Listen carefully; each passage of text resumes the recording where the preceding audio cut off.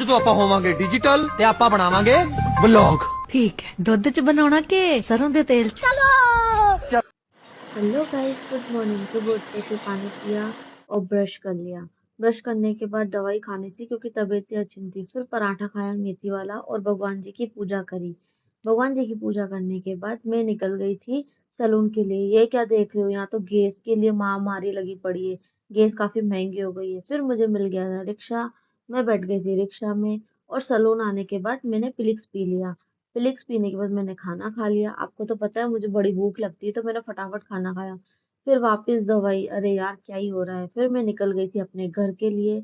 यहाँ पे देखो कितनी ज्यादा धूप हो रखी है। आजकल बहुत ज्यादा गर्मी हो गई है। मुझे मिल गया रिक्शा। घर आने के बाद मुझे लग गई भूख, तो मैंने मैगी खाई। मैगी खाने के बाद मैंने ब्रेड में दूध डाल के उसका कुछ अच्छा सा यम्मी यम्मी बनाया और काफी अच्छा लगता है मुझे। आप भी टेस्ट करना, काफी यम्मी है। चलो बाय बाय फ्रेंड्स। बहुत